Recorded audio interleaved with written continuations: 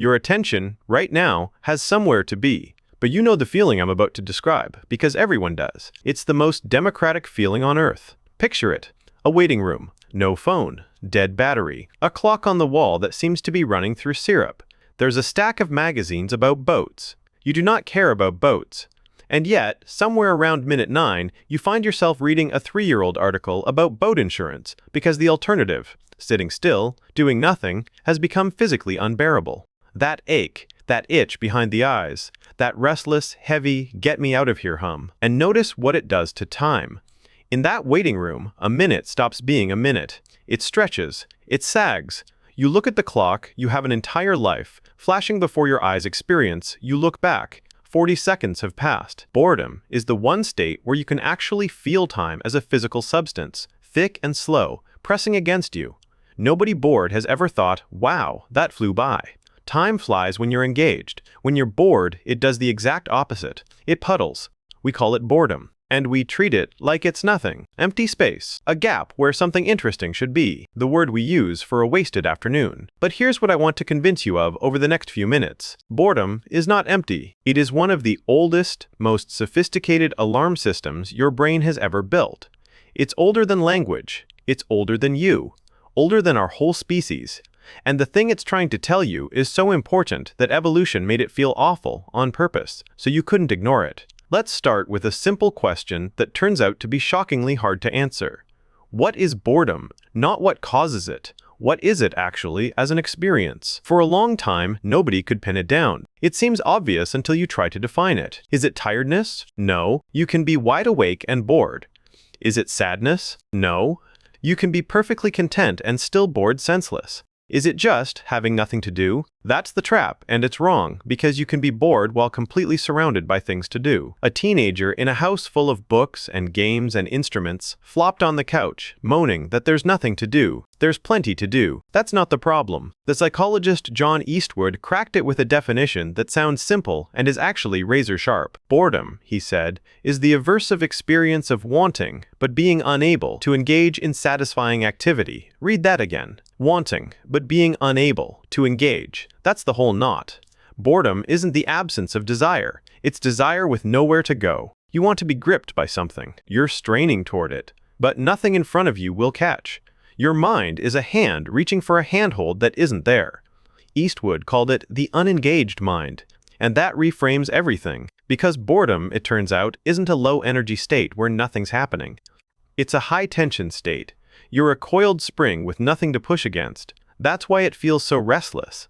That's why it can flip in a heartbeat from lying on the floor lethargy to bouncing your knee agitation. Both of those are boredom. It's the same signal, just leaking out in different directions. So that's the feeling. Now let's go inside the skull. And this is where it gets strange. You'd assume that a bored brain is a quiet brain, lights dimmed, not much going on. That's certainly how it feels. So neuroscientists put bored people into scanners to watch the quiet. And the brain lit up. Let that sit, not down, up. When you're bored, genuinely, tediously bored, a whole network of your brain switches on and starts roaring. It's called the default mode network, and it's the machinery of your inner world. Memory, imagination, replaying the past, rehearsing the future, talking to yourself. The medial prefrontal cortex, the posterior cingulate, the angular gyrus, a constellation of regions that fire up precisely when you stop paying attention to the outside world. Think about what that means. Boredom isn't your mind going dark. It's your mind, deprived of anything worth looking at outside, turning inward and cranking up the internal engine to full power. The daydreams. The what-ifs. The random memory of something embarrassing you did in 2009. That flood of mental noise you get when you're stuck in a slow queue. That's not nothing happening. That's the loudest room in your head, which raises an obvious question. If boredom is so mentally rich, why does it feel so bad? And it does feel bad. We really need to sit with just how much humans hate this feeling, because a study from 2014 measured it, and the result is one of my favorite facts in all of psychology. Researchers led by Timothy Wilson had a simple setup. They put people alone in a bare room. No phone, no book, nothing. For up to 15 minutes, the instructions were, just sit here and think. Entertain yourself with your own mind. That's it. People hated it, predictably. But then the researchers added one option to the room. A small device that let the participant give themselves a mild electric shock. And here's the key part. Before the experiment, these same people had tried the shock and rated it as unpleasant. Many said they'd pay money to never feel it again. Then they were left alone with their thoughts. 67% of the men shocked themselves. A quarter of the women did too. People who, minutes earlier, had said they would pay to avoid this pain chose to inflict it on themselves, rather than sit quietly for a few minutes with nothing but their own mind for company. One man pushed the button 190 times. We would rather feel pain than feel nothing. Boredom is so aversive that a jolt of electricity registers as relief, as stimulation, as better than the void. So now we've got a real puzzle. Boredom is mentally busy, the brain's on fire, and it's so unpleasant we'll hurt ourselves to escape it. Why would evolution build a feeling like that? Why make an empty afternoon feel like a low-grade emergency? Here's the answer, and it's the whole point of this video. Because it is a signal, and a signal only works if you can't ignore it. Think about your other alarms. Pain tells you your body is being damaged, stop. Hunger tells you your fuel is low, eat. Fear tells you there's a threat, act. Each one is unpleasant on purpose, because a pleasant warning is a warning you'd snooze right through. Boredom is an alarm too. And what it's screaming is, you are wasting yourself. Scientists describe it as a mismatch. A gap between how much mental energy you've got and how much your situation is actually using. Right now, you are capable of so much, and what's in front of you is asking for almost none of it. The philosopher-scientists who study this call it deviating from the Goldilocks zone, that sweet spot where a task is challenging enough to grip you, but not so hard it overwhelms you. Too hard, you get anxious. Too easy, and your attention slides off like water off glass. Boredom is the feeling of your attention refusing to stick to something beneath it. It's a thermostat.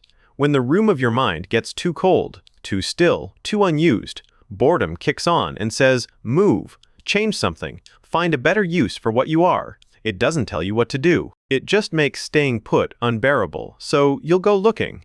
And the instant you find something worthy, something that grips, the boredom vanishes. Alarm off, because the message got through. Which, by the way, is exactly why the modern world has a complicated relationship with this feeling. For almost all of human history, boredom was hard to escape. If the alarm went off, if you were stuck, understimulated, restless, you had to do something in the real world to switch it off. Go somewhere, make something, talk to someone. The discomfort had a purpose, because the only way out was through. Now, the alarm goes off, and you reach into your pocket and smother it in half a second. A glowing rectangle of infinite novelty, engineered by some of the smartest people alive, specifically to make sure you never have to feel this feeling for more than a moment. We have, for the first time ever, the ability to never be bored. And it turns out that might be its own quiet problem. Because if boredom is the signal that pushes you to grow, and you numb the signal every single time it fires, you never find out where it was trying to send you. You just keep hitting snooze on the one alarm that was trying to move your life somewhere better. Now, here's where we go deep. Because if boredom were just a quirk of overthinking modern humans, a side effect of smartphones and open-plan offices, you'd expect it to be ours. A recent thing, a people with too much free time thing. It isn't. But to truly understand why smothering this alarm is so dangerous, we have to look past humans entirely. Animals get bored too. There's a study I love on mink. Small, curious, intensely active predators. Researchers kept some in rich, interesting enclosures, full of things to climb and explore and investigate.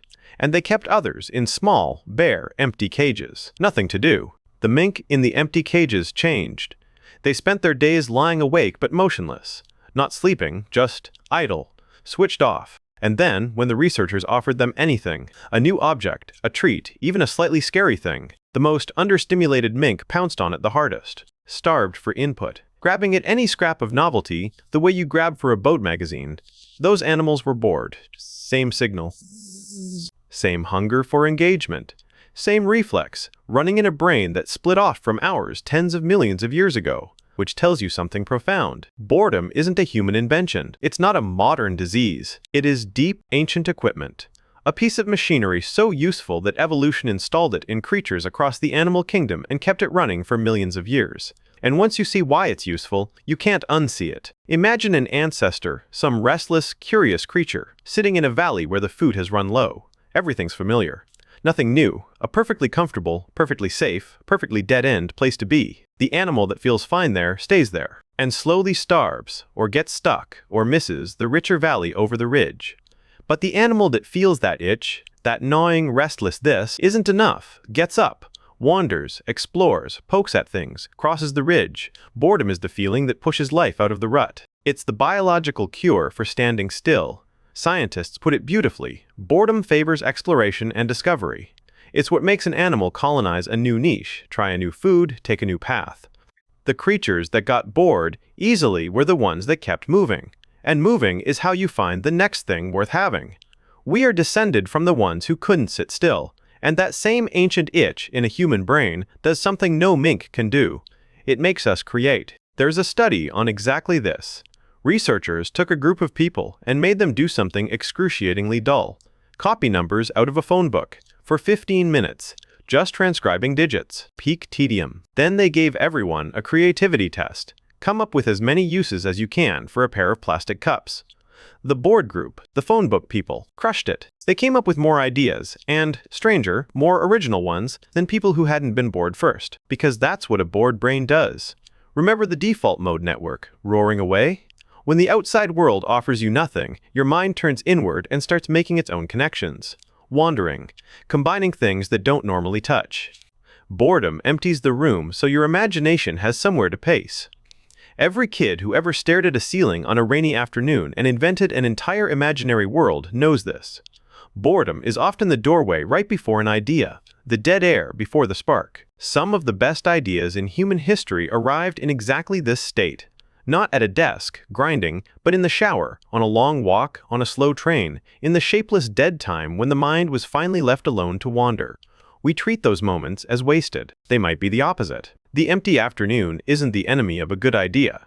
Very often, it's the soil, and a childhood, or a life scheduled so tightly that boredom never gets a foothold might be a life where the imagination never gets asked to do its most important job, to make something out of nothing. But, and this is important, because boredom has a shadow. The signal doesn't care how you answer it. Boredom says, change something, find meaning, engage. That's all. It's a push, not a map. And a push with no direction can send you somewhere good or somewhere terrible. The same restless hunger that makes one person paint or wander or invent makes another person pick a fight, gamble, doom scroll for 3 hours, or take a reckless risk just to feel the needle move. Researchers have found that boredom is deeply tied to meaning. When people feel bored, they feel their situation has become meaningless, and they'll reach hard to get that meaning back. Usually that's beautiful. Sometimes it curdles. That craving for something to matter is why boredom, left to rot, can nudge people toward their worst impulses. It's a powerful engine, and an engine will drive you off a cliff as happily as down the road. The signal is wise. What we do with it is on us. So how did something this deep, this old, this powerful go so long without a name? Because, and this genuinely surprised me, the word boredom is young. Barely 170 years old, it shows up in the form we use in a Charles Dickens novel in 1852, Bleak House. Before that, English basically didn't have a single clean word for this exact feeling. But the feeling, of course, is ancient. People just called it other things. Medieval monks knew it intimately, and they had a name that's so much better than ours. Acedia, the listless, restless, hollow dread that would descend on them in the middle of the day, in the silence of the monastery, when the walls felt close and time stopped moving and the whole spiritual project felt pointless. They called it the noonday demon, a creature that visits when nothing is happening and the mind has nowhere to go. Think about that. A monk in the 4th century, in the desert, alone, feeling the exact same thing you feel in a waiting room with a dead phone. The Roman philosopher Seneca described it as a kind of nausea. A sickness of sameness. 2,000 years ago, they were already writing about the specific horror of a day where nothing new arrives. Same demon, same signal, same ancient alarm, wearing the costume of whatever century it visits. So let's pull all the way back. Let's do the thing. Zoom out from the waiting room, out from the monastery, out past the mink in its cage, past every restless animal that ever crossed a ridge because staying put felt wrong. Go all the way back to some of the earliest nervous systems on Earth. Little bundles of cells whose whole job was one question, asked over and over, is this worth it? Is what I'm doing right now the best thing I could be doing? That question is the seed of everything. That question is the seed of everything. Attention, curiosity, learning, the drive to explore. And boredom is what that question feels like when the answer comes back. No. Every migration, every invention, every restless soul who left home to see what was over the horizon, every scientist who couldn't accept that we already knew enough. Somewhere underneath all of it is that same primal itch. the refusal to accept the empty room. The feeling that we are capable of more than this moment is asking of us. Boredom is not the absence of meaning. It's the hunger for it. So the next time you feel it, that heavy, restless ache in a slow afternoon, try not to reach straight for your phone to smother it. Just for a second, listen to it, because it isn't nothing. It's the oldest voice you carry, the one that made your ancestors stand up and walk toward the horizon. It's 4 billion years of life leaning over your shoulder and whispering the same thing. It's always whispered. You were built for more than this. Go find it. And then, go.